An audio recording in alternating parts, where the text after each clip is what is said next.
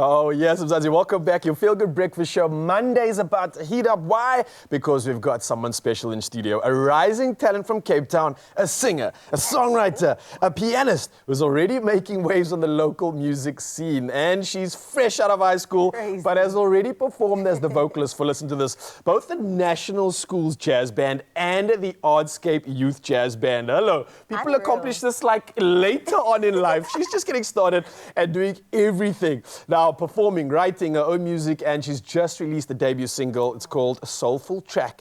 And without any further ado, ladies and gentlemen, we are talking about Danica Jade in the building!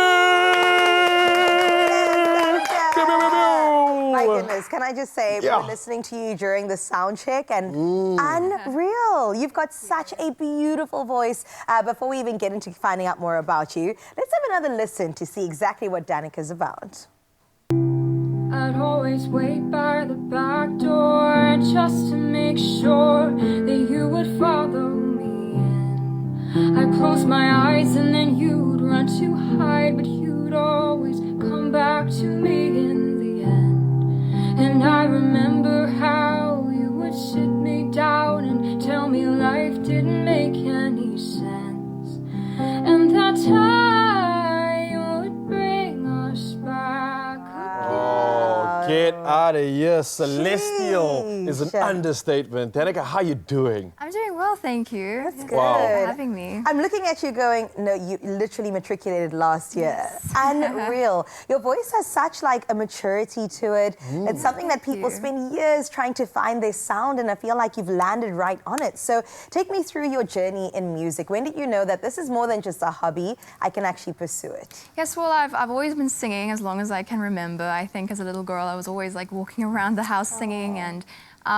especially in school, I would always take part in the competitions and anything I could that I could perform in. And I think just the joy that performing brought me definitely led me to believe that it's more than a hobby.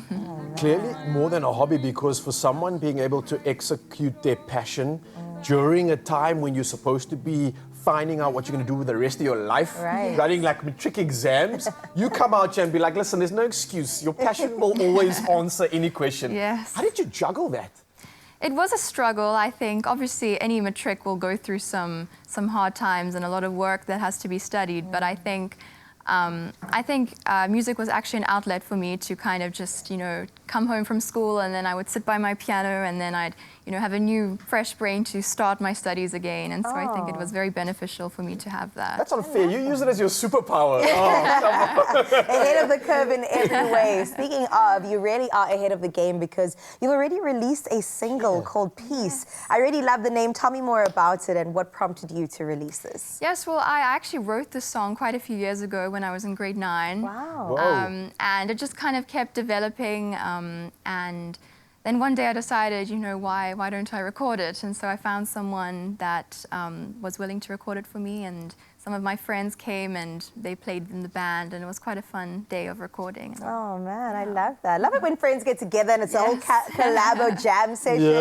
You're all there for the music, right? Yes. And jam sessions you've had in many spaces, many mediums, and I'm looking at the Blue Room's New Talent Tuesdays, which is something you were jamming in and being a part of. Yes. Let's be honest, that's a big moment, right? Yeah. Yes. That was quite a little stamp of approval. What was the experience like for you?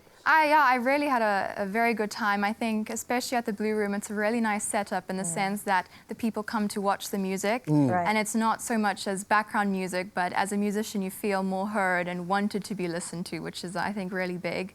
And also just like listening to all the other local musicians and just, knowing how, there's so many amazing musicians right under our fingertips, and we don't even know many of them. So sure, which to me is exciting. I'm like, oh my gosh, you can unearth so much more going forward.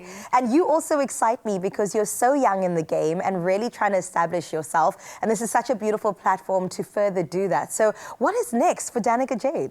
Well, I'm hoping to record some more songs, obviously. I have enough songs to record an album, so that's my goal at the moment.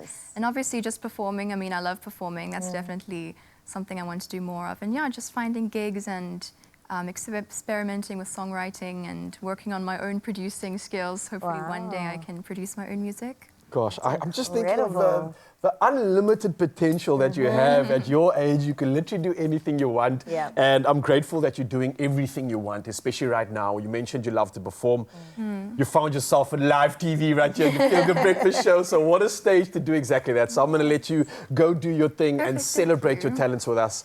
And reminisce on the fact that, wow, what were you doing when you were this age? Oh, gosh, I was about to say, girl, Ryle, let me tell you, I wasn't doing that. I was trying to find myself there on campus. I was lost as heck. Only late in my 20s was I somewhere near to feeling more established. But I'm so grateful that we get to shine a spotlight on such a young talent. Absolutely, and I think these are the moments that maybe allow us to discover our talents and our passions. So maybe Danica can allow us to do exactly that. Look towards her real passion right now, and maybe it'll excite something within you.